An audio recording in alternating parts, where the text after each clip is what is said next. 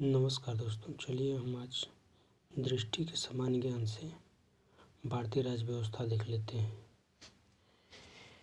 यह video one day exam के साथ साथ जो भी सिविल सेवा का पेपर होता है प्री का, उसके लिए काफ़ी ज़्यादा इम्पोर्टेंट है। इसमें फैक्ट जो है काफ़ी अच्छे तरीके से दिए गए हैं सारे चैप्टर के। चलिए देख लेते हैं।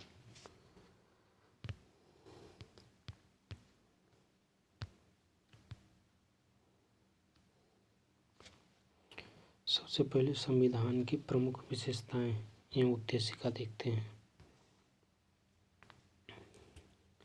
हर संविधान का एक दर्शन होता है। भारत के संविधान का भी एक दर्शन है जो जवाहरलाल नेहरू द्वारा प्रस्तुत उद्देश्य प्रस्ताव में निहित है।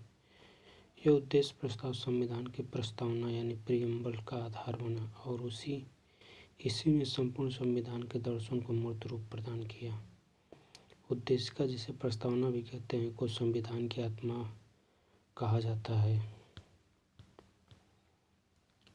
संविधान सभा के गठन का विचार सर्वप्रथम वामपंथी नेता एम.एन. रॉय द्वारा 1934 में रखा गया था। संविधान की उद्देशिका को संविधान सभा ने 22 जनवरी 1947 को स्वीकार किया, जिसे जवाहरलाल नेहरू ने 13 दिसंबर 1946 को उद्देश्य प्रस्ताव के रूप में संविधान सभा के समकक्ष पेश किया था। प्रस्तावना, उद्देशिका चलिए देख लेते हैं। हम भारत के लोग भारत को एक संपूर्ण प्रभुत्व संपन्न समाजवादी पथनिरपेक्ष लोकतंत्रात्मक गणराज्य बनाने के लिए तथा उसके समस्त नागरिकों को सामाजिक, आर्थिक और राजनीतिक न्याय यानी 3 प्रकार के न्याय, सामाजिक, आर्थिक और राजनीतिक, तथा विचार, अभिव्यक्ति, विश्वास, धर्म और उपासना की स्वतंत्रता एवं प्रतिष्ठा और अवसर की समानता। तो स्वतंत्रता कई प्रकार की हो गई? 4 प्रकार की। किसकी? विचार की, अभिव्यक्ति की, विश्वास, धर्म और उपासना की स्वतंत्रता। समानता किसकी? प्रतिष्ठा और अवसर की। 2 प्रकार की समानता है। ये क्वेश्चन आते हैं सबकी, कितने प्रकार की समानता की बात की गई है प्रस्तावना में। प्राप्त कराने के लिए तथा उन्हें सब में व्यक्ति की गरिमा और राष्ट्र की एकता और अखंडता सुनिश्चित करने वाली बंधुता बढ़ाने के लिए दृढ़ संकल्पित होकर अपनी इस संविधान सभा में आज तारीख 26 नवंबर 1949 ईस्वी मिति मार्गशीर्ष शुक्ल सप्तमी संवत 2006 विक्रमी को एतद द्वारा इस संविधान को अंगीकृत, अधिनियमित और आत्मर्पित करते हैं। प्रस्तावना परिवर्तनीय नहीं है, अर्थात इसकी व्यवस्थाओं को लागू करवाने के लिए न्यायालय का सहारा नहीं लिया जा सकता है। भारतीय संविधान सभा द्वारा 26 नवंबर 1949 को स्वीकृत, अंगीकृत एवं अधिनियमित हुआ था, जबकि 26 जनवरी 1950 से पूर्णतः भारतीय संविधान लागू हुआ था।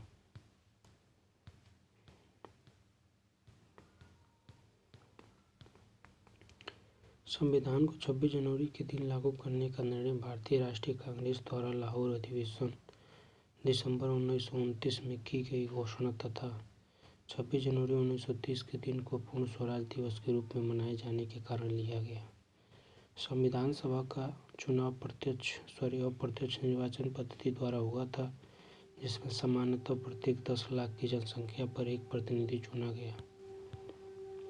कुछ इंपॉर्टेंट देख लेते हैं। संविधान सभा में कुल 389 सीटें, जिसमें ब्रिटिश भारत से 296, देशी रियासतों से 93 थी, जिनमें से ब्रिटिश भारत की सीटों में कांग्रेस को 208, मुस्लिम लीग को 73 एवं अन्य छोटे दलों को 15 सीटें प्राप्त हुई।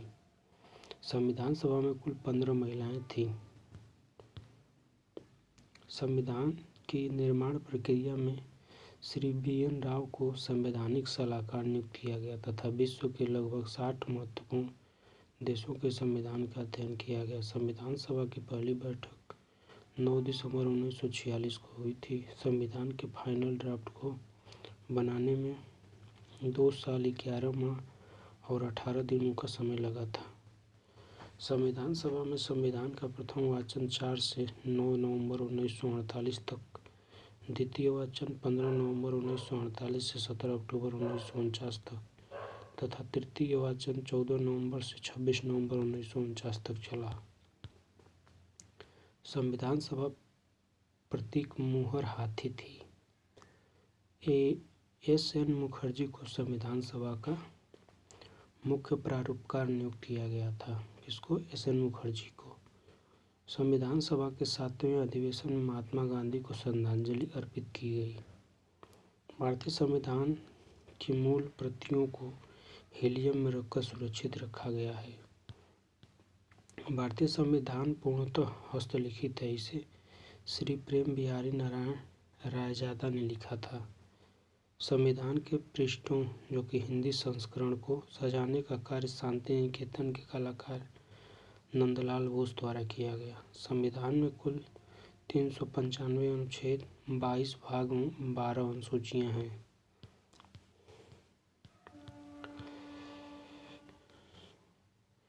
केशवानंद भारती बनाम केरल राज्य 1973 के मामले में अधिकतर न्यायाधीशों ने माना कि उद्देशिका संविधान का अंग है, अतः उद्देशिका में भी संशोधन किया जा सकता है, परंतु यह संशोधन आधारभूत संरचना के सिद्धांत के अधीन होगा। प्रस्तावना का प्रयोग संविधान की व्याख्या करने के लिए किया जा सकता है।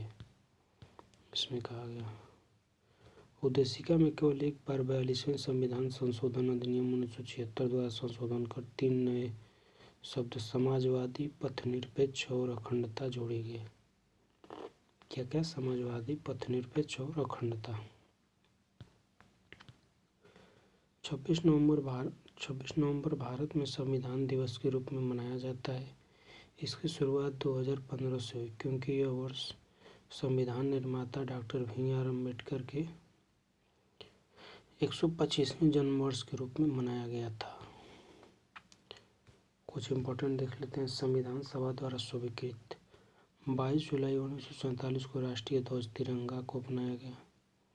24 जनवरी 1950 को राष्ट्रीय गान जन गण मन को अपनाया गया। 24 जनवरी 1950 को राष्ट्रीय गीत वंदे मातरम को अपनाया गया। तो 1950 में राष्ट्रीय गान और राष्ट्रीय गीत अपनाई गई तथा राष्ट्रीय ध्वज 1947 में अपनाया गया। संविधान निर्माण से संबंधित कार्य समितियां, बड़ी समितियां, इनके अध्यक्ष देख लेते हैं। संघ शक्ति समिति के अध्यक्ष जवाहरलाल नेहरू थे। संघीय संविधान समिति के अध्यक्ष डॉक्टर जवाहरलाल नेहरू ही थे। प्रांतीय संविधान समिति के अध्यक्ष सरदार वल्लभ भाई पटेल थे। प्रारूप समिति के अध्यक्ष डॉक्टर बी.आर. अम्बेडकर थे। मूल अधिकारों एवं अल्पसंख्यक संबंधी परामर्श समिति के अध्यक्ष सरदार वल्लभ भाई पटेल थे। मूल अधिकार उप समिति के अध्यक्ष जे.बी. कृपलानी थे तथा अल्पसंख्यक उप समिति के अध्यक्ष एच.सी. मुखर्जी थे। प्रक्रिया नियमन समिति के अध्यक्ष डॉक्टर राजेंद्र प्रसाद थे। राज्यों के लिए समिति, जिससे राज्यों से समझौता संबंधी बात करना था, उसके अध्यक्ष डॉक्टर जवाहरलाल नेहरू थे। संचालन समिति के अध्यक्ष डॉक्टर राजेंद्र प्रसाद थे। छोटी समितियां, संविधान सभा के कार्य संबंधी समिति संविधान सभा के कार्य संबंधी जो समिति थी, इसके अध्यक्ष जे.बी. मावलंकर थे। कार्य संचालन समिति के अध्यक्ष डॉक्टर के.एम. मुंशी थे। सदन समिति के अध्यक्ष पट्टाभी सीतारमैया थे।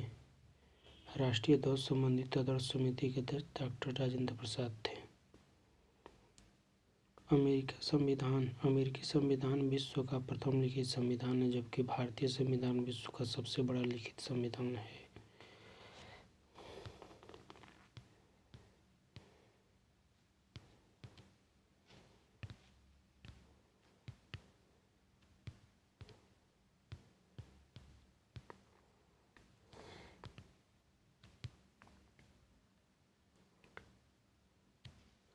प्रारूप समिति, बी.आर. अम्बेडकर की अध्यक्षता में गठित प्रारूप समिति संविधान सभा की सबसे विशिष्ट समितियों में शामिल थी।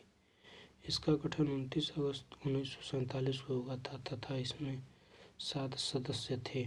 इसकी प्रमुख जिम्मेदारी संविधान सभा का प्रारूप निर्धारित करना था। संविधान सभा में डॉक्टर अम्बेडकर का निर्वाचन बंगाल प्रांत से हुआ था, लेकिन विभाजन के कारण वह क्षेत्र पूर्वी पाकिस्तान में चला गया, इसीलिए डॉक्टर अम्बेडकर का पुनर्निर्वाचन बम्बई से हुआ।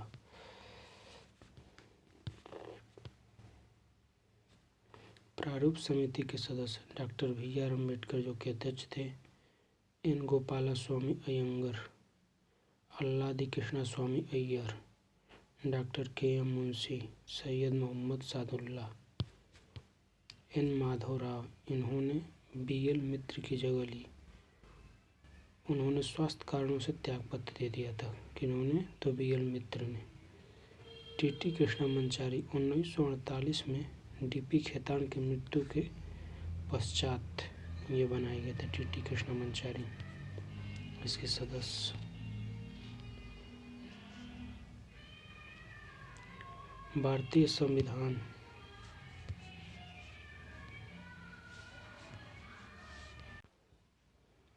भारतीय संविधान पर अन्य देशों के संविधान का प्रभाव। देश प्रावधान। ब्रिटेन। संसदीय शासन प्रणाली, संसदीय विशेषाधिकार, यानी किस देश से क्या क्या लिया गया हमारे संविधान में, ये चीज़ की बात की गई यहाँ पे। तो ब्रिटेन से क्या क्या लिया गया? संसदीय शासन प्रणाली ली गई है, संसदीय विशेषाधिकार लिया गया, विधि का शासन, विधायी प्रक्रिया, एकल नागरिकता, चुनाव में सर्वाधिक मत के आधार पर जीत की प्रक्रिया, मंत्रिमंडलीय प्रणाली, परमाधिकार लेख, द्विसदनात्मक व्यवस्था, ये चीज़ लिया गया है। संयुक्त राज्य अमेरिका से क्या क्या लिया गया? तो मूल अधिकार लिया गया है, न्यायिक पुनरावलोकन, संविधान की सर्वोच्चता, राष्ट्रपति पर महाभियोग, राष्ट्रपति का पद, उद्देशिका का विचार।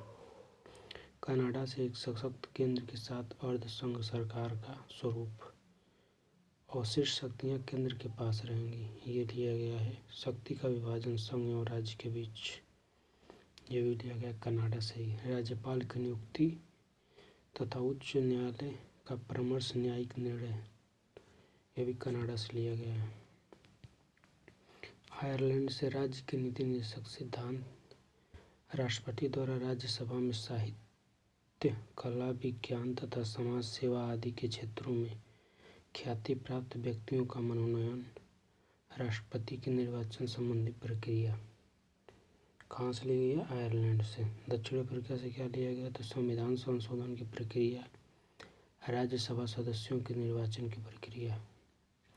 फ्रांस से स्वतंत्रता, समानता और बंधुत्व का आदर्श लिया गया तथा गणतंत्रात्मक व्यवस्था ली गई है। ऑस्ट्रेलिया से समवर्ती सूची का प्रावधान लिया गया, संसद के दोनों सदनों की संयुक्त बैठक, व्यापार वाणिज्य की स्वतंत्रता।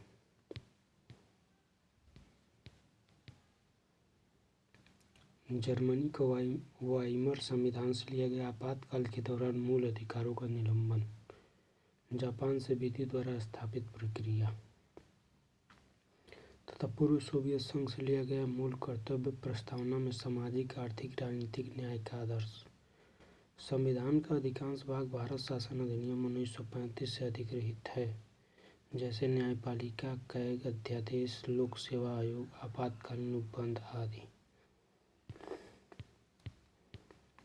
कुछ महत्वपूर्ण कथन।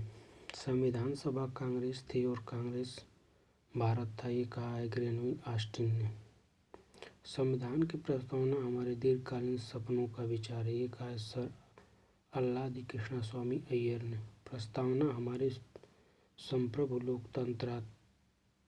लोकतांत्रिक राज्य का भविष्य फल है, ये कहा है KM मुंशी ने। सामाजिक और आर्थिक लोकतंत्र की वास्तविक लक्ष्य एवं अंतिम उद्देश्य है, डॉक्टर BR अम्बेडकर ने कहा है। प्रस्तावना भारतीय संविधान का परिचय पत्र है, ये कहा है N पालाकीवाला ने।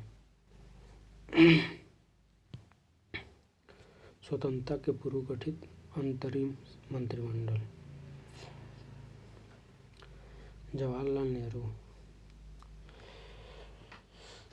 इधर सदस्य दिया गया है, किधर लेफ्ट साइड में, राइट साइड में संबंधित विभाग दिया गया है कि कौन विभाग किनके पास था।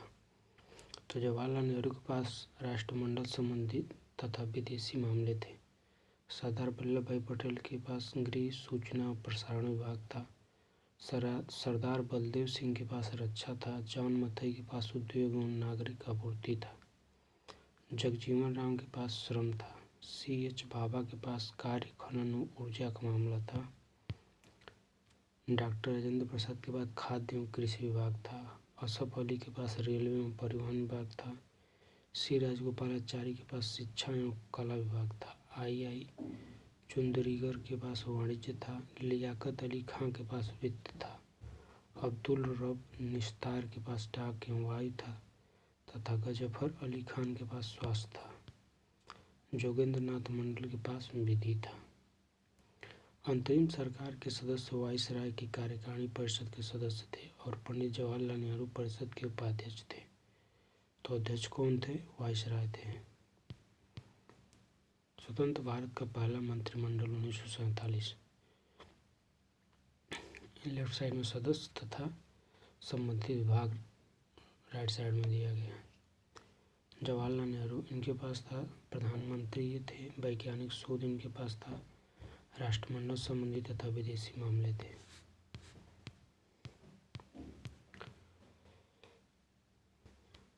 सरदार वल्लभ भाई पटेल गृह सूचना एवं प्रसारण तथा राज्यों के मामले इनके पास थे। डॉक्टर राजेंद्र प्रसाद के पास खाद्य एवं कृषि था। मौलाना अबुल कलाम आज़ाद के पास शिक्षा था। डॉक्टर जॉन मथई के पास रेलवे एवं परिवहन था। R.K. षणमुखम चेट्टी के पास वित्त था। जगजीवन राम के पास श्रम था। सरदार बलदेव सिंह के पास रक्षा था। Doctor B.R. अम्बेडकर के पास विधि था। राजकुमारी अमृत कौर के पास स्वास्थ्य था। C.H. भाभा के पास वाणिज्य था। रफ़ी अहमद किदवई के पास संचार था। डॉक्टर श्याम प्रसाद मुखर्जी के पास उद्योग एवं आपूर्ति था। B.N. गाडगिल के पास कार्य खनन एवं ऊर्जा था। जवाहरलाल नेहरू अंतरिम सरकार में वायसराय की कार्यकारी परिषद के उपाध्यक्ष एवं स्वतंत्र भारत के प्रथम प्रधानमंत्री बने। अंतरिम सरकार के सदस्य वायसराय की कार्यकारी परिषद के सदस्य थे। अंतरिम सरकार में वल्लभ भाई पटेल राज्यों के मामले के मंत्री थे। संघ और उसका राज्य क्षेत्र। भाग 1 अनुच्छेद 1 से 4 तक। संविधान के इस भाग में भारतीय संघ एवं इसके क्षेत्रों की चर्चा की गई है। अनुच्छेद 1 के अनुसार इंडिया अर्थात भारत राज्यों का संघ यानी यूनियन होगा। पहली अनुसूची में सभी राज्यों के नाम तथा भौगोलिक क्षेत्र दिए गए हैं। अनुच्छेद 3 के अधीन संसद को नए राज्यों का निर्माण करने, वर्तमान राज्यों के क्षेत्रों, सीमाओं या फिर नामों में परिवर्तन करने की शक्ति प्राप्त है। इस प्रयोजन हेतु राष्ट्रपति की सिफारिश के बिना संसद के किसी भी सदन में कोई भी विधेयक पेश नहीं किया जा सकता है। विधेयक राष्ट्रपति द्वारा संबंधित राज्य के विधानमंडल के पास उस पर राय व्यक्त करने के लिए भेजा जाना चाहिए, किंतु राज्य विधानमंडल की राय या मत राष्ट्रपति या संसद पर बाध्यकारी नहीं होते। अनुच्छेद 4 इस अनुच्छेद के अनुसार नए राज्यों का प्रवेश या फिर गठन। अनुच्छेद 2 नए राज्यों का निर्माण, सीमाओं, क्षेत्रों और नामों में परिवर्तन। अनुच्छेद 3 संबंधित संविधान के अनुच्छेद 368 के तहत संविधान संशोधन नहीं माना जाएगा। यानी जो अनुच्छेद 4 के तहत प्रक्रिया बताई गई है कि जो अनुच्छेद 2 में कहा गया, अनुच्छेद 3 में कहा गया, संविधान के उसमें अनुच्छेद 300 अगर जो संशोधन उसमें किया जा रहा है 2 और 3 में, तो 368 के तहत संविधान संशोधन माना नहीं जाएगा। वो क्या होगा? सिंपल संशोधन होगा। नोट कोई भी राज्य भारत से अलग होने के लिए स्वतंत्र नहीं है, अर्थात भारत विनाशीय राज्यों का अविनाशीय संघ है। बेरूबाड़ी संघ के मामले में सर्वोच्च न्यायालय ने विचार व्यक्त किया कि संविधान संशोधन के द्वारा ही कोई राज्य क्षेत्र किसी दूसरे राष्ट्र को सौंपा जा सकता है। उदाहरण के लिए 9वें संविधान संशोधन द्वारा बेरूबाड़ी राज्य क्षेत्र पाकिस्तान को सौंपा गया तथा 100वें संविधान संशोधन के द्वारा कुछ भारतीय क्षेत्र बांग्लादेश को सौंपे गए। राज्यों के पुनर्गठन से संबंधित आयोग या समितियां। 1948 में गठित एस.के. धर आयोग ने भाषा के आधार पर राज्यों का गठन करने की सिफारिश की। 1948 में गठित जे.वी.पी. समिति, जिसमें जवाहरलाल नेहरू, वल्लभ भाई पटेल तथा पट्टाभी सीतारामैया ने राज्यों के पुनर्गठन के आधार के रूप में भाषा को स्वीकार किया। इसके विरोध में स्वतंत्रता सेनानी श्री पोट्टी श्रीरामुलु ने आमरण अनशन किया, जिसके परिणाम स्वरूप 56 दिनों के बाद उनका निधन हो गया। इस घटना से मजबूर होकर सरकार को मद्रास से तेलुगु भाषी क्षेत्रों को पृथक कर आंध्र प्रदेश का निर्माण अक्टूबर 1953 में करना पड़ा। 1953 में 3 सदस्यीय राज्य पुनर्गठन आयोग का गठन फजल अली की अध्यक्षता में किया गया, जिसमें के.एम. पाणिक्कर और हृदयनाथ कुजरू सदस्य थे। इसकी अनुशंसाओं के आधार पर 1 नवंबर 1956 को 14 राज्य और 6 केंद्र शासित प्रदेशों का गठन किया गया। बम्बई पुनर्गठन अधिनियम 1960 के द्वारा द्विभाषी राज्य बम्बई को महाराष्ट्र मराठी भाषियों, गुजरात गुजराती भाषी में विभाजित किया गया। 10वें संविधान संशोधन अधिनियम 1961 के माध्यम से दादर और नगर हवेली को संघ शासित क्षेत्र में परिवर्तित किया गया, जो कि 1954 में पुर्तगाली शासन से स्वतंत्र हो गया था। 12वें संविधान संशोधन अधिनियम 1962 के द्वारा गोवा, दमन और दीव को संघ शासित क्षेत्र के रूप में स्थापित किया गया, जिन्हें पुलिस कार्रवाई 1961 के द्वारा अधिग्रहित किया गया था। फिर 1987 में गोवा 25वां को पूर्ण राज्य बना दिया गया। गोवा का था 25वां राज्य था। 1954 में फ्रांस द्वारा हस्तांतरित पादुचेरी का 1962 तक शासन अधिग्रहित क्षेत्र की तरह और 14वें संविधान संशोधन द्वारा इसे केंद्र शासित प्रदेश बनाया गया। 1963 में नागा पहाड़ियों और असम के बाहर के त्वेन सांग क्षेत्र को मिलाकर 16वें राज्य के रूप में नागालैंड का निर्माण हुआ। 1966 में पंजाब को विभाजित कर हरियाणा 17वां और केंद्र शासित प्रदेश चंडीगढ़ का निर्माण किया गया और 1971 में पहाड़ी क्षेत्र हिमाचल प्रदेश, जो कि 18वां राज्य का था, को केंद्र शासित प्रदेश से पूर्ण राज्य का दर्जा दे दिया गया। 1972 में 2 केंद्र शासित प्रदेश मणिपुर 19वां और त्रिपुरा 20वां उप राज्य मेघालय 21वां को राज्य का दर्जा दिया गया। 35वें संविधान संशोधन 1974 के द्वारा सिक्किम को एक शहर राज्य का दर्जा दिया गया और वहां की जनता द्वारा चोंगयाल का शासन समाप्त करने के पश्चात जनमत की इच्छा अनुरूप भारत ने 36वें संविधान संशोधन 1975 के द्वारा सिक्किम 22वां राज्य को भारत का पूर्ण राज्य बना दिया एवं सिक्किम के प्रशासन के लिए अनुच्छेद 371 में विशेष प्रावधानों की व्यवस्था की गई। 1987 में मिजोरम 23वां और अरुणाचल प्रदेश 24वां राज्य बनाया गया। वर्ष 2000 में छत्तीसगढ़ 26वां, उत्तराखंड 27वां और झारखंड 28वां राज्य का निर्माण किया गया 84वां संविधान संशोधन के द्वारा।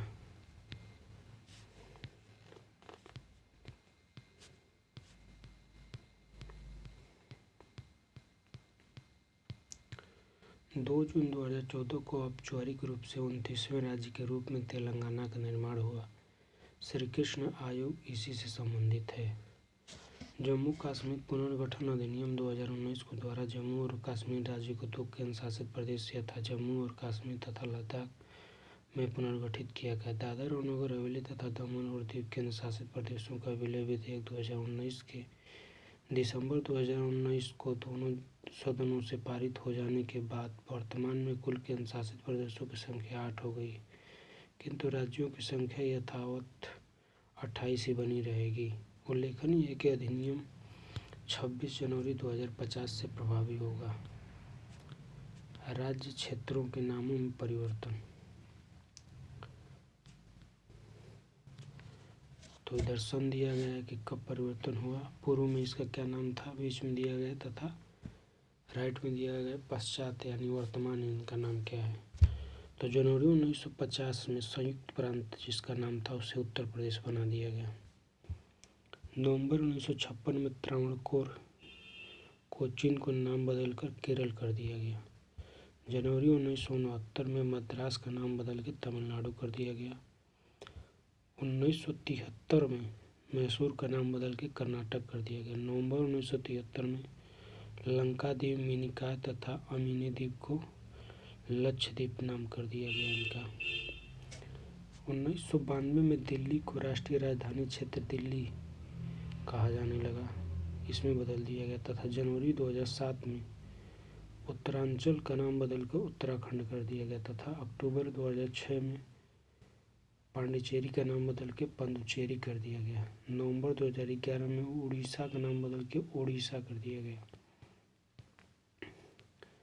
नागरिकता भाग 2 अनुच्छेद 5 से 11। नागरिकता संबंधी कानून बनाने की पूर्ण शक्ति संसद को दी गई है। संसद ने सर्वप्रथम 1955 में नागरिकता अधिनियम सिटीजनशिप एक्ट पारित किया, जिसमें 1986, 1992, 2003, 2005, 2015 प्रासंगिक संशोधन किए गए। भारतीय संविधान एकल नागरिकता का प्रावधान करता है। विधिक व्यक्ति, कंपनी, निगम आदि नागरिक नहीं हो सकते क्योंकि उन्हें मूल अधिकार नहीं दिया जा सकता। नागरिकता अधिनियम 1955 की धारा 3 से 7 के अंतर्गत नागरिकता अर्जन के नागरिकता अधिनियम 1955 की धारा 3 से 7 तक के अंतर्गत नागरिकता अर्जन के 5 तरीके कौन कौन से? जन्म, वंश, पंजीकरण, देशीकरण एवं भारत में नए क्षेत्रों के सम्मिलित होने पर है। नागरिकता अधिनियम 1955 की धारा 8, 9 तथा 10 में नागरिकता समाप्ति की 3 स्थितियां बताई गई हैं। नागरिकता का परित्याग करने पर, किसी अन्य देश की नागरिकता स्वीकार करने पर, भारत सरकार द्वारा नागरिकता से वंचित किया जाना। कानूनी आधार पर व्यक्तियों को नागरिक, अन्य देशीय व्यक्ति, राज्यविहीन व्यक्ति और शरणार्थी में बांटा जा सकता है।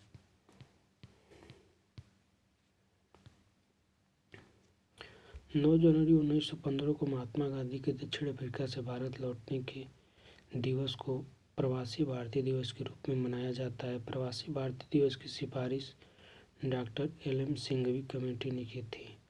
अनुच्छेद 15, 16, 19, 29, 30 केवल नागरिकों को प्राप्त है, जबकि अनुच्छेद 14, 20, 21, 21A, 22, 23, 24, 25, 26, 27, 28 भारतीय नागरिकों के साथ साथ विदेशियों, जो कि शत्रु देश के लोगों को छोड़कर, को भी प्राप्त मूल अधिकार है।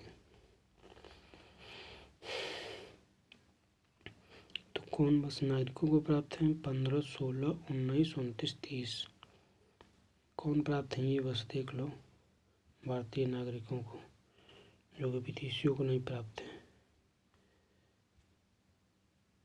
और तुम्हारे जो पता लगी जाएगा उसी हिसाब से। लोकसभा और राज्य विधानसभा के निर्वाचन हेतु मतदान का अधिकार व संसद सदस्यता का अधिकार केवल भारतीय नागरिकों को प्राप्त है। राष्ट्रपति, उपराष्ट्रपति, उच्चतम एवं उच्च न्यायालय के न्यायाधीश, महान्यायवादी, राज्यपाल, महाधिवक्ता जैसे प्रमुख पदों पर केवल भारतीय नागरिक ही नियुक्त के पात्र होंगे। नागरिकता अनुच्छेद 5 संविधान के प्रारंभ पर अधिवास द्वारा नागरिकता। अनुच्छेद 6 पाकिस्तान से प्रव्रजन करके आए व्यक्तियों की नागरिकता। अनुच्छेद 7 पाकिस्तान को प्रव्रजन करने वाले कुछ व्यक्तियों की नागरिकता के अधिकार। अनुच्छेद 8 भारत के बाहर रहने वाले भारतीय मूल के व्यक्तियों की नागरिकता।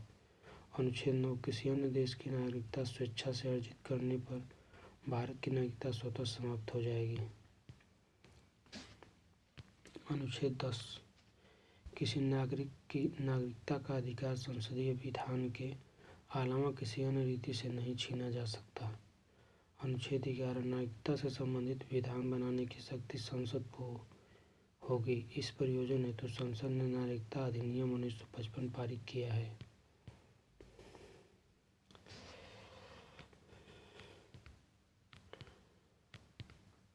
जो अधिनियम पारित किया उसमें क्या क्या दिया गया है ये देख लेते हैं।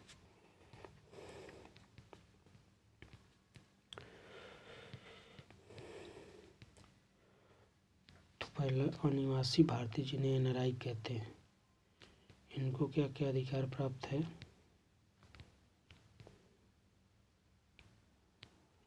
अनिवासी भारतीय भारत के ही नागरिक होते हैं और भारतीय पासपोर्ट धारण करते हैं, किंतु यह नौकरी या फिर व्यवसाय के लिए साधारणतः भारत से बाहर रहते हैं। इन नागरिकों को प्राप्त लगभग सभी सुविधाएं मिलती हैं। यह कोई भी ऐसा कार्य कर सकते हैं जो यहाँ के नागरिक कर सकते हैं। इन्हें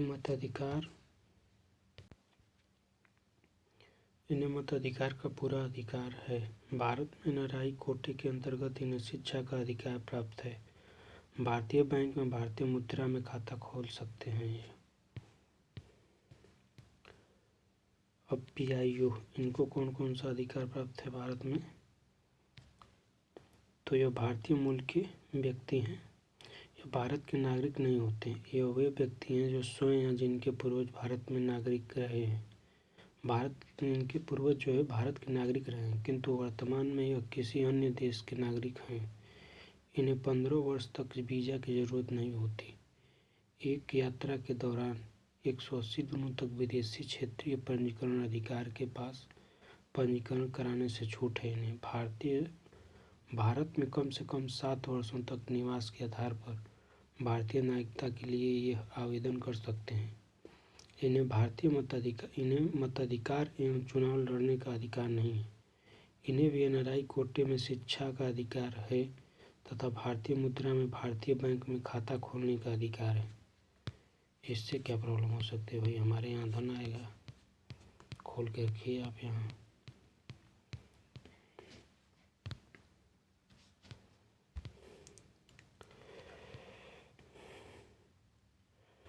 समुद्र पारी भारतीय नागरिक जिन्हें OCI कहते हैं,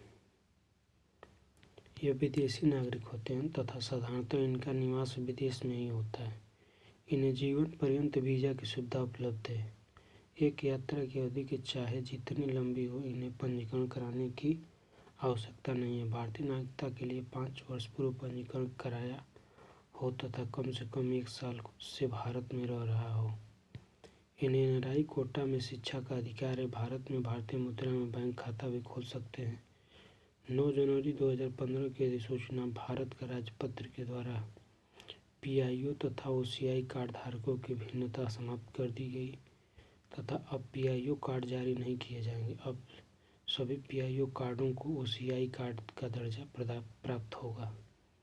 यानी PI कार्ड अब खत्म।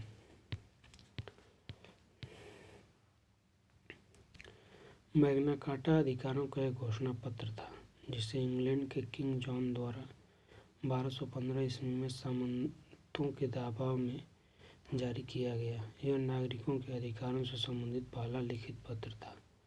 सर्वप्रथम 1789 ईस्वी में फ्रांस ने अपने संविधान के अंतर्गत मानवीय अधिकारों को स्थान प्रदान किया।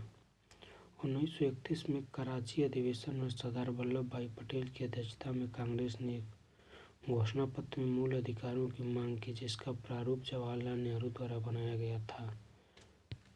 डॉक्टर अम्बेडकर ने मूल अधिकारों से संबंधित भाग 3 को सर्वाधिक महत्वपूर्ण भाग कहा है। मूल अधिकार भाग 3 में है अनुच्छेद 12 से 35। अनुच्छेद 12 में है प्रावधान किया है राज्य की परिभाषा है। इसमें भारत की सरकार व संसद, राज्यों की सरकारें, विधानमंडल, सभी स्थानीय अन्य प्राधिकारी क्या है, इसके अनुसार जो है मान्य अनुच्छेद 12 के अनुसार यह राज्य की परिभाषा में आती है। अनुच्छेद 13 मूल अधिकारों से असंगत तथा उनका अल्पीकरण करने वाली विधियाँ। अनुच्छेद 14 में विधि के समक्ष समानता यानी विधि का शासन। अनुच्छेद 15। अनुच्छेद 15 से अनुच्छेद 18 तक समानता का अधिकार इसे कहा जाता है। अनुच्छेद 14 में विधि के समक्ष समानता यानी विधि का शासन। अनुच्छेद 15 में धर्म, मूल, वंश, जाति, लिंग या जन्म स्थान के आधार पर मतभेद का निषेध। अनुच्छेद 16 में लोक नियोजन के विषय में अवसर की समानता। अनुच्छेद 17 में अस्पृश्यता का अंत। अनुच्छेद 18 में उपाधियों का अंत। अनुच्छेद 19 से 22 तक है स्वतंत्रता का अधिकार, जिसमें अनुच्छेद 19 से वाक एवं अभिव्यक्ति की स्वतंत्रता। अनुच्छेद 20 से अपराधों के लिए दोष सिद्ध के संबंध में संरक्षण। अनुच्छेद 21 से प्राण और दैहिक स्वतंत्रता का अधिकार तथा अनुच्छेद 21 को है प्रारंभिक शिक्षा का अधिकार, जिसे 86वें संविधान संशोधन 2002 द्वारा जोड़ा गया। अनुच्छेद 22 में कुछ दशाओं में गिरफ्तारी और निषेध से संरक्षण।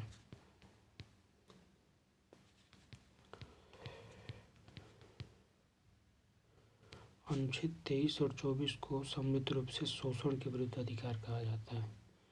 अनुच्छेद 23 में मानव के बलात्श्रम यानी बेगार एवं दुर्व्यापार का प्रतिषेध। अनुच्छेद 24 में कारखानों आदि में 14 वर्ष से कम आयु के बच्चों के नियोजन का प्रतिषेध। अनुच्छेद 25 से 28 तक को धर्म की स्वतंत्रता का अधिकार कहा जाता है, जिसमें 25 से अंतःकरण की और धर्म को अबाध रूप से मानने, आचार और प्रचार करने की स्वतंत्रता।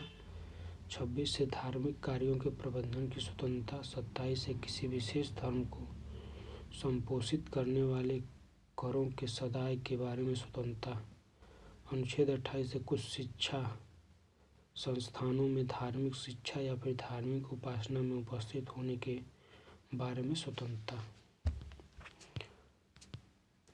अनुच्छेद 29 और 30 को सांस्कृतिक और शैक्षिक अधिकार कहा जाता है, जिसमें 29 से अल्पसंख्यक वर्गों को अपनी विशेष भाषा, लिपि और संस्कृति को बनाए रखने का अधिकार है और 30 से शिक्षा संस्थानों की स्थापना और प्रशासन करने का अल्पसंख्यक वर्गों का अधिकार। 31 निरस्त कर दिया गया है, जो कि संपत्ति का अधिकार था। 44वें संविधान संशोधन द्वारा अनुच्छेद 300 के तहत अब यह एक कानूनी अधिकार हो गया है। कौन? संपत्ति का अधिकार। 32वां संवैधानिक उपचारों का अधिकार इसे कहा जाता है। इस भाग द्वारा प्रदत्त अधिकारों को परिवर्तित कराने के लिए उपचार है इसमें 32 में। 33वां सशस्त्र बलों, अर्धसैनिक बलों, पुलिस, सूचना एजेंसियों अन्य के मौलिक अधिकारों पर युक्त प्रतिबंध लगाने की संसद की शक्ति की बात की गई है। 34वां जब किसी क्षेत्र में सेना विधि प्रवृत्त है तब इस भाग द्वारा प्रदत्त अधिकारों का निर्बंधन। 35वां इस भाग के उपबंधों को प्रभावी करने के लिए विधान। शिक्षा का अधिकार अधिनियम 2009 1 अप्रैल 2010 से लागू हुआ है। यह एक मानव अधिकार भी है। इम्पोर्टेंट देख लेते हैं। अधित्याग का सिद्धांत को कोई भी व्यक्ति संविधान प्रदत्त मूल अधिकारों का स्वेच्छा से त्याग नहीं कर सकता है। इसके तहत ही कहा गया अधित्याग के सिद्धांत के तहत ही। अनुच्छेद 13 मौलिक अधिकारों के संदर्भ में संविधान की सर्वोच्चता व न्यायपालिका के न्यायिक पुनर्वलोकन की शक्ति प्रदान करता है। अनुच्छेद 15 में जन्म स्थान का वर्णन है, किंतु विभेद यदि निवास स्थान के आधार पर हो तो यह अवैध नहीं होगा। अनुच्छेद 15(3) में यह स्पष्ट किया गया है कि राज्य स्त्रियों और बालकों के लिए विशेष उपबंध कर सकता है। अनुच्छेद 15(4) के अधीन राज्य सामाजिक और शैक्षिक दृष्टि से पिछड़े हुए नागरिकों के किन्हीं वर्गों की उन्नति के लिए या अनुसूचित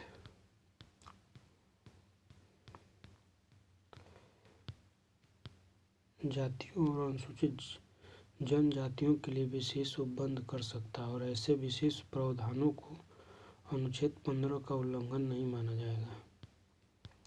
अनुच्छेद 16(4) में जिस पिछड़ेपन की बात की गई है वो मुख्यतः सामाजिक है।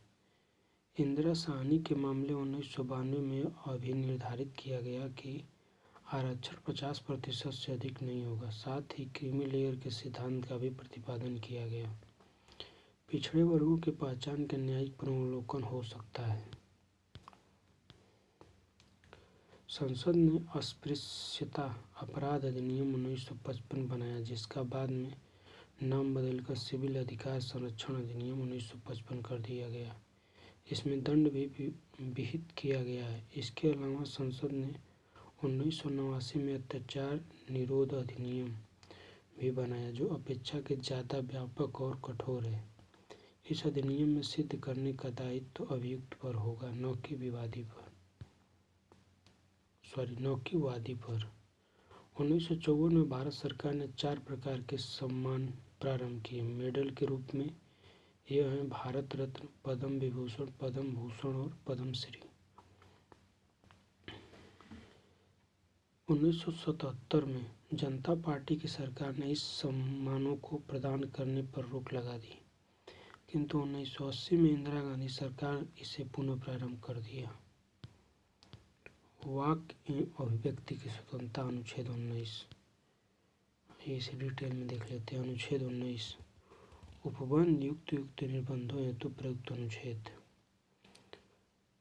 19(1) क भाषण और अभिव्यक्ति की स्वतंत्रता का अधिकार। इस पर 19(2) के तहत प्रतिबंध लगाया जा सकता है।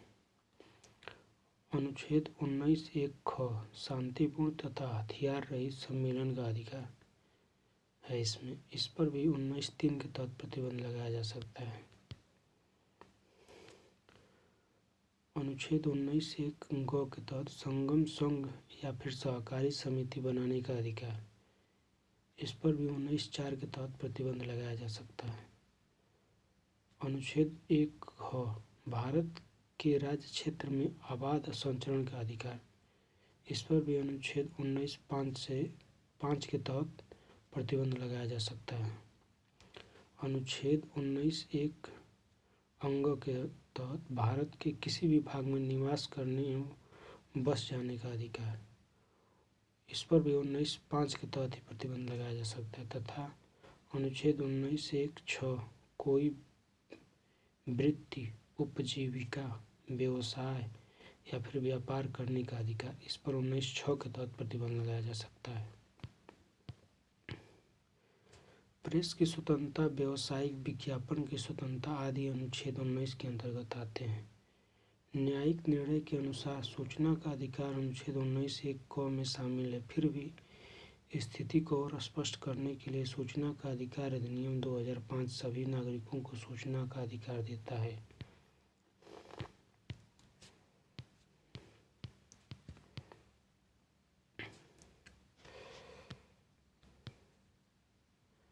अनुच्छेद 19 का निलंबन। जब अनुच्छेद 352 के अधीन आपात की उद्घोषणा की जाती है तो अनुच्छेद 358 के अनुसार अनुच्छेद 19 स्वतः निलंबित हो जाता है। लेकिन 44वें संविधान संशोधन के बाद अनुच्छेद 19 में दी गई स्वतंत्रता को सिर्फ तभी निलंबित किया जा सकेगा जब आपातकालीन की उद्घोषणा युद्ध अथवा बाह्य आक्रमण के कारण हुई हो, न कि सशस्त्र विद्रोह के कारण।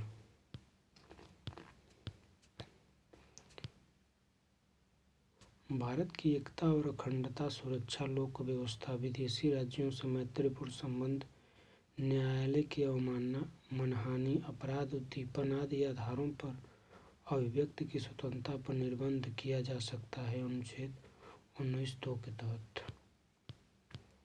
अनुच्छेद 20 इसको व्यवस्थित तरीके से समझाया गया है, देख लेते हैं। अनुच्छेद 20(1) भूत लक्षित दंडित विधियों से संरक्षण। किसी कानून को आपातकालीन प्रभाव तिथि से लागू करना चाहिए। इसमें ये कहा गया यह आपराधिक कृत्य से संबंधित है। इसके अंतर्गत कोई व्यक्ति किसी अपराध के लिए तब तक दोषी नहीं माना जाएगा जब तक कि उसने ऐसा कोई कार्य करते समय किसी प्रवृत्त विधि का अतिक्रमण नहीं किया है, यानी कोई बनाई गई विधि हो उसका आपने क्या तोड़ा नहीं हो, तब तक नहीं अपराध माना जाएगा। अनुच्छेद 20(2) दोहरे दंड के से संरक्षण।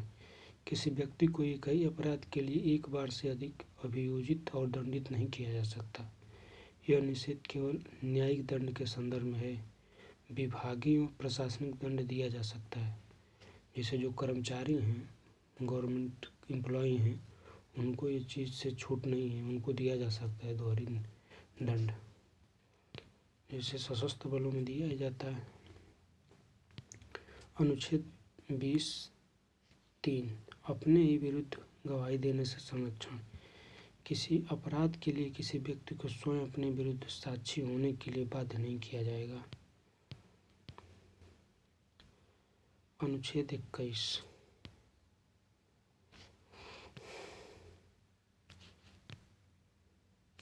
इस अनुच्छेद में कहा गया है कि किसी व्यक्ति को उसके प्राण या दैहिक स्वतंत्रता से विधि द्वारा स्थापित प्रक्रिया के अनुसार ही वंचित किया जाएगा, अन्यथा नहीं।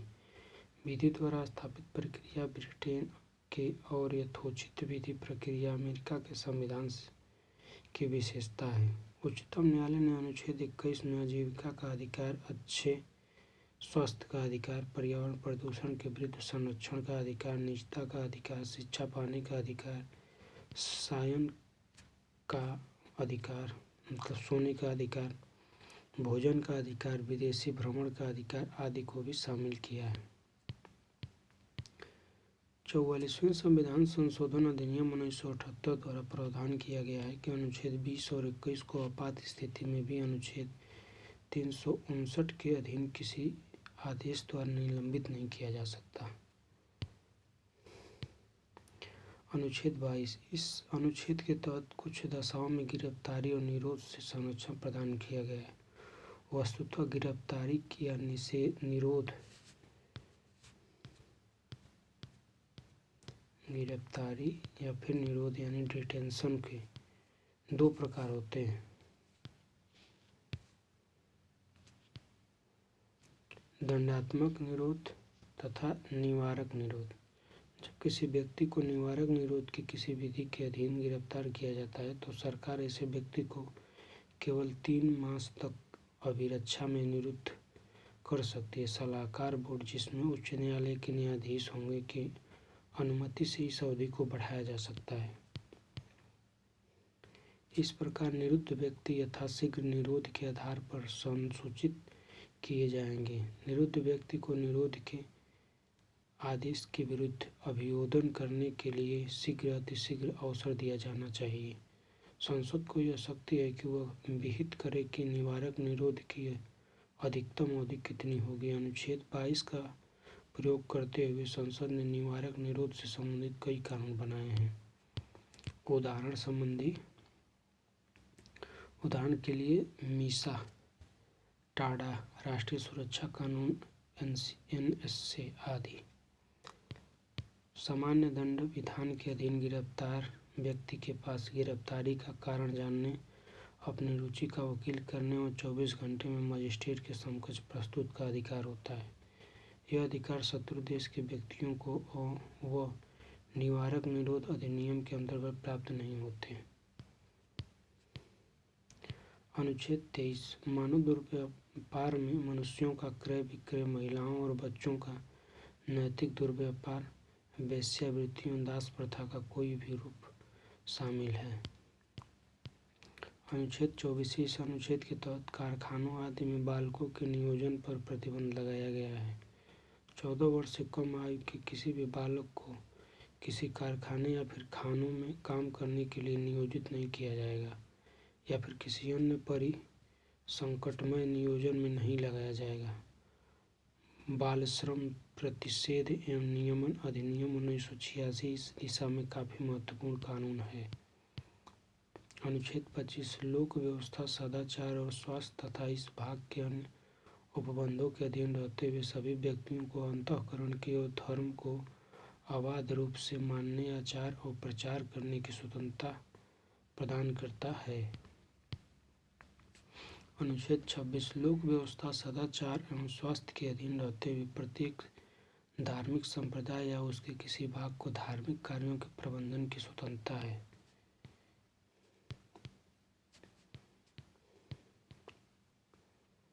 अनुच्छेद 27 किसी व्यक्ति को ऐसे करों को देने के लिए बाध्य नहीं किया जाएगा जो किसी विशिष्ट धर्म की वृद्धि या फिर पोषण में व्यय किए जाने हों।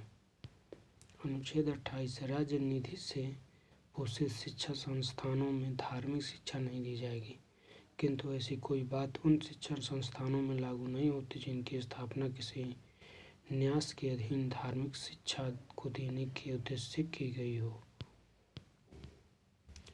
संवैधानिक उपचारों का अधिकार अनुच्छेद 32 डॉक्टर बी.आर. अम्बेडकर ने अनुच्छेद 32 को भारतीय संविधान की आत्मा और हृदय कहा है।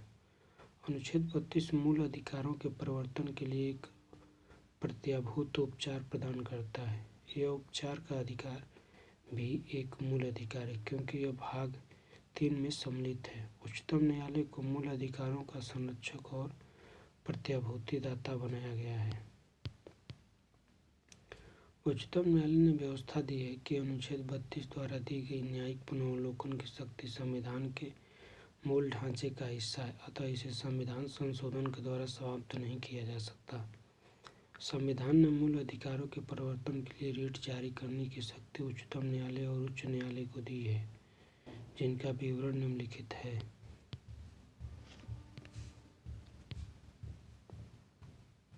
बंदी प्रत्यक्षीकरण, जिसे हैबियस कॉर्पस भी कहते हैं।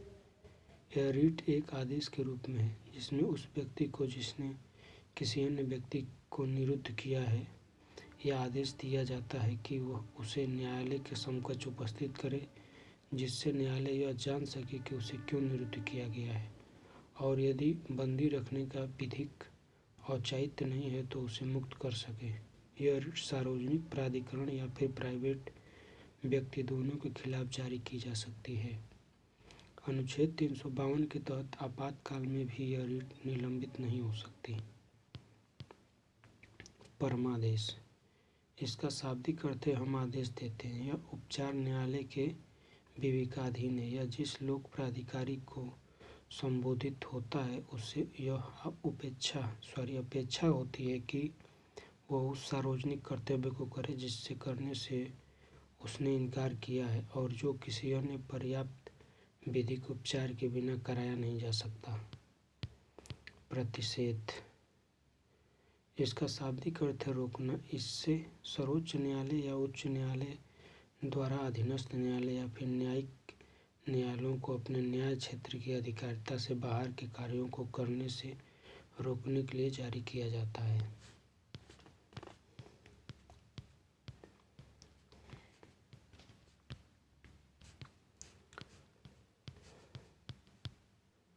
उत्प्रेषण, इसका शाब्दिक अर्थ है प्रमाणित होना या सूचना देना। इसे किसी वरिष्ठ न्यायालय द्वारा अधीनस्थ न्यायालय को या फिर न्यायिक निकाय को तब जारी किया जाता है जब इस बात का संशय होता है कि न्यायालय ने अपनी अधिकारिता से बाहर जाकर निर्णय दिया है या निर्णय प्राकृतिक न्याय के सिद्धांतों के विरुद्ध है। अधिकारपेक्षा, जिसे क्यू वारंटो भी कहते हैं। शाब्दिक अर्थ संदर्भ में इसका अर्थ है किसी प्राधिकृत या फिर वारंट के द्वारा है। इसे न्यायालय द्वारा किसी व्यक्ति के सार्वजनिक कार्यालय में अपने पद के दावे की जांच के लिए जारी किया जाता है, अतः वह किसी व्यक्ति द्वारा लोक कार्यालय के अवैध अधिकार को रोकता है। इसे मंत्रित्व कार्यालय या फिर निजी कार्यालय के लिए जारी नहीं किया जा सकता है। उच्चतम न्यायालय एवं उच्च न्यायालय द्वारा रिट जारी करने के अधिकार में अंतर। लेफ्ट साइड में उच्चतम न्यायालय, राइट साइड में उच्च न्यायालय। तो अनुच्छेद 32 के तहत केवल मूल अधिकारों के उल्लंघन पर 5 प्रकार की रिट जारी करता है। ये उच्चतम न्यायालय के बारे में है कि अनुच्छेद 32 के तहत रिट जारी करता है, जबकि उच्च न्यायालय अनुच्छेद 226 के तहत रिट जारी करता है।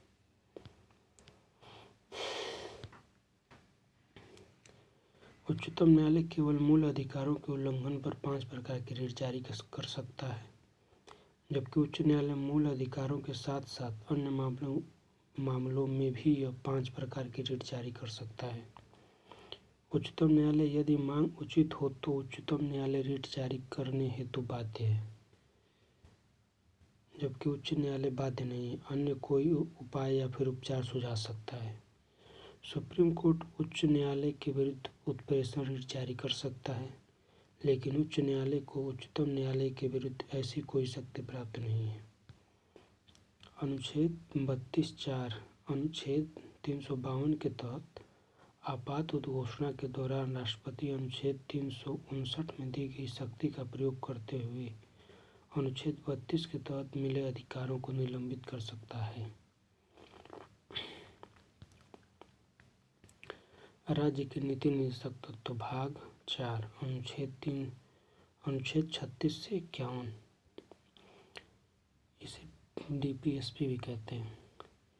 नीति निर्देशक तत्व राज्य को नैतिक निर्देश है ताकि राज्य मूलभूत आदर्शों को प्राप्त कर सके।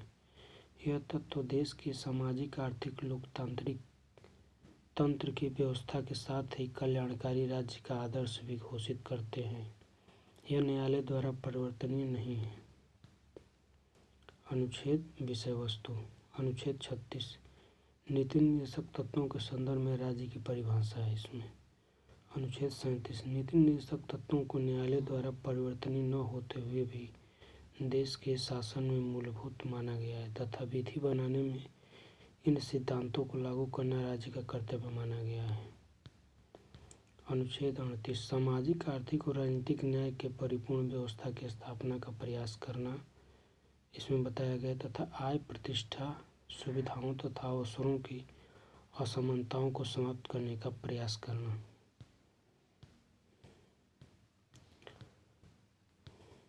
अनुच्छेद 39 पुरुष और स्त्रियों सभी नागरिकों को आजीविका के पर्याप्त साधन प्राप्त कराने का अधिकार। समुदाय के भौतिक संसाधनों का उचित वितरण एवं स्वामित्व। धन एवं उत्पादन के संसाधनों का विकेंद्रीकरण। स्त्रियों और पुरुषों को समान कार्य के लिए समान वेतन। पुरुष और स्त्री कर्मकारों के स्वास्थ्य और शक्ति का तथा बालकों की सुकुमार अवस्था का दुरुपयोग न हो यह सुनिश्चित करना।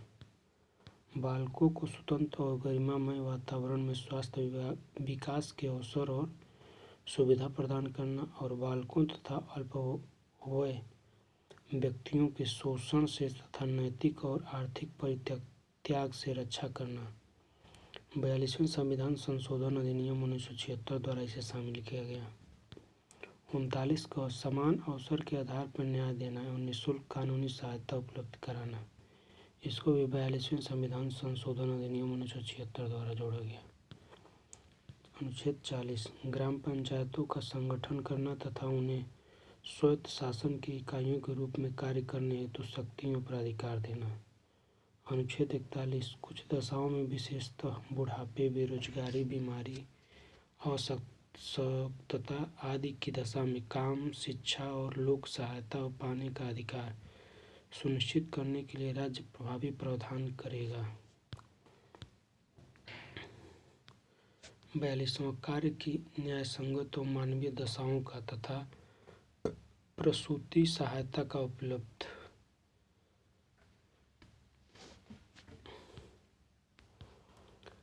43वां अनुच्छेद कर्मकारों को निर्वाह मजदूरी और कुटीर उद्योगों का विकास।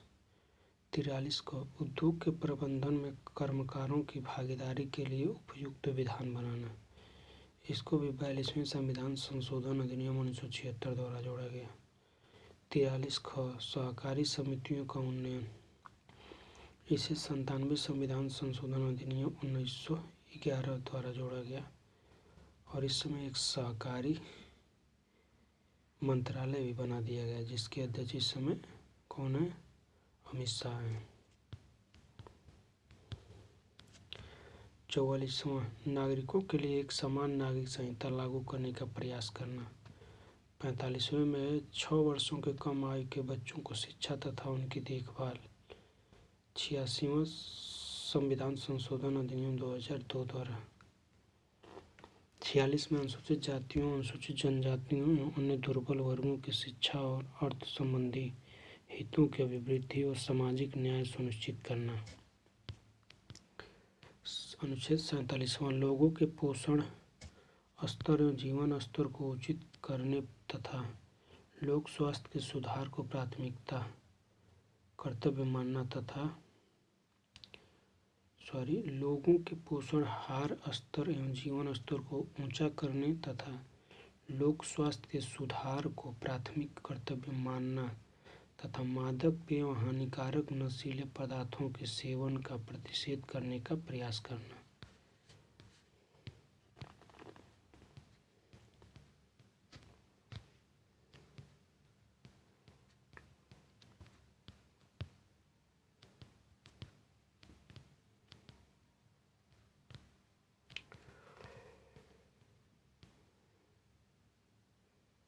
अड़तालीसवां कृषि तथा पशुपालन का संगठन आधुनिक वैज्ञानिक प्रणालियों के अनुसार करना तथा गायों, बछड़ों, अन्य दुधारू या फिर वाहक पशुओं की नस्लों का परीक्षण और सुधार करना व उनके वध का प्रतिषेध करने के लिए कदम उठाना। 48 को पर्यावरण के संरक्षण और संवर्धन तथा वन्य जीवों की रक्षा का प्रयास करना। 42वें संविधान संशोधन अधिनियम 1976 द्वारा जोड़ा गया। अनुच्छेद 49वां राष्ट्रीय महत्व के स्मारकों, स्थानों और वस्तुओं का संरक्षण करना। 50वां राज्य की लोक सेवा में कार्यपालिका से न्यायपालिका के पृथक्करण हेतु राज्य द्वारा कदम उठाना। अनुच्छेद 51 अंतर्राष्ट्रीय शांति और सुरक्षा की अभिवृद्धि, राष्ट्रों के बीच न्याय संगत और सम्मानपूर्वक संबंधों तथा अंतर्राष्ट्रीय विवादों को मध्यस्थता से निपटने के लिए प्रोत्साहन देने का प्रयास करना। इसी को विदेश नीति कहते हैं। यानी विदेश नीति का आदर्श कहाँ से आता है? अनुच्छेद 51 से ही।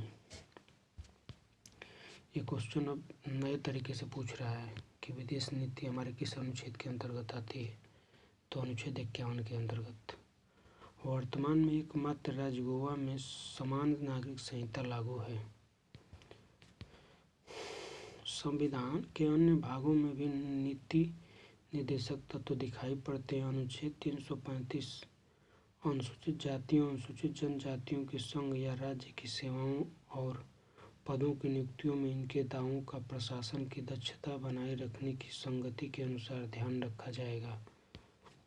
अनुच्छेद 350 क के तहत भाषाई अल्पसंख्यक वर्ग के बालकों को प्राथमिक शिक्षा उनकी मातृभाषा में उपलब्ध कराने का राज्य का कर्तव्य है।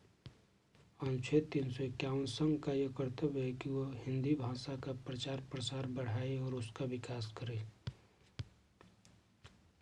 अब चलिए किस किस अनुच्छेद को गांधीवादी तत्व मानते हैं, किसको समाजवादी तत्व मानते हैं तथा किसे उदारवादी तत्व मानते हैं।